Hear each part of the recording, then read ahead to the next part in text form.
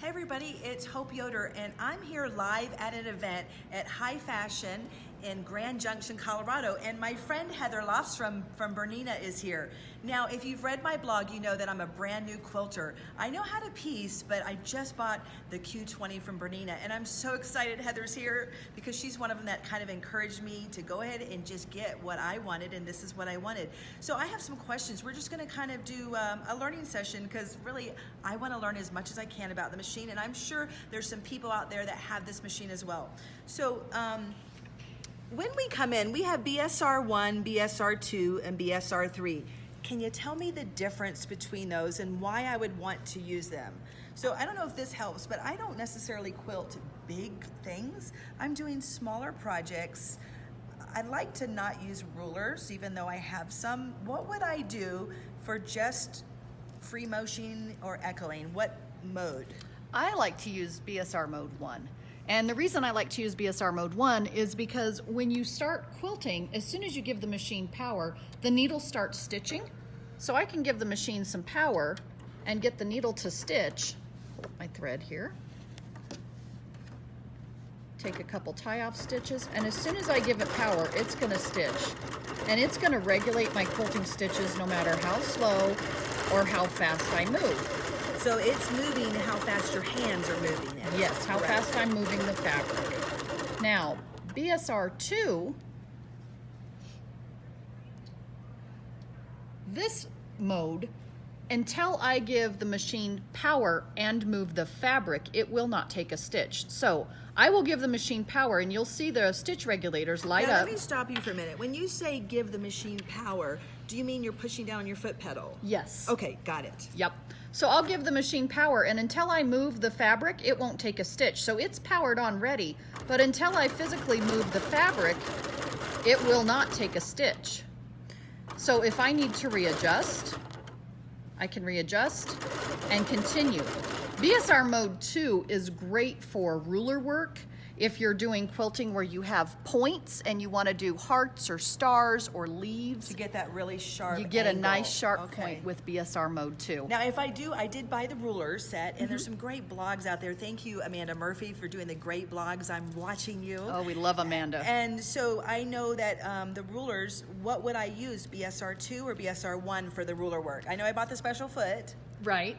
I prefer BSR mode 2 for the ruler work, and the reason being is because when I need to stop and reposition, I know the machine is going to stop. I can move my ruler if I need to, and then start again, and I don't have to necessarily start and stop the quilting process. I'm simply just pausing for a second, moving my ruler, and continue quilting. All right, now on the machine here, let's come in real close. So there's a BSR, now manual. Now I know I'm probably not skilled enough to do manual. Don't want to do manual. That's why I bought the Q20. I have not only one stitch regulator, but two. So I don't even want to know about that yet. But what is BSR3?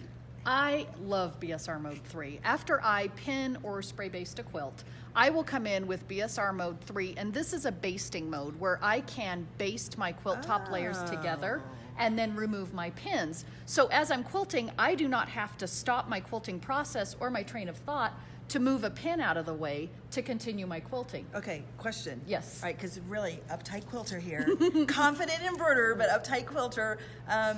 If I have a quilt, let's just say it's a table runner. Sure. I know I'm gonna buy pins. Alex told me #1 pin, so I have my quilt sandwich pinned together, and let's just say it's 3 blocks with sashing.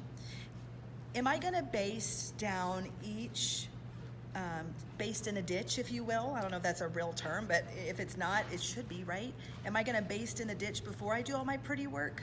You can, or you can just baste a grid across your quilt. So down the middle and across. Oh, right down the middle?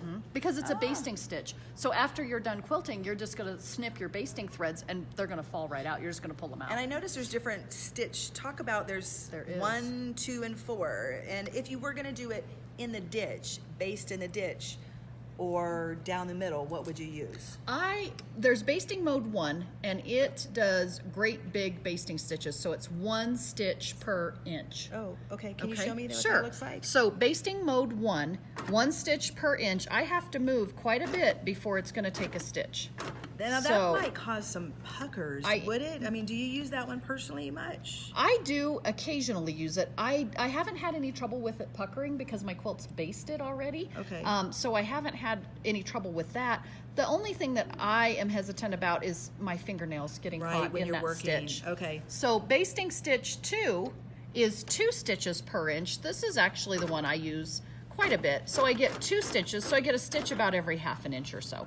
And it's not nearly as big as Right. basting stitch 1. Okay. My preference is basting stitch number 4. I like the 4 stitches per inch. Okay. I like the way that bastes. It's easy, and I know that I'm getting the basting done that I want. That looks like it'd still be super easy to snip out. Yeah, you just take a pair of snips and pull the thread, and it just literally falls right out.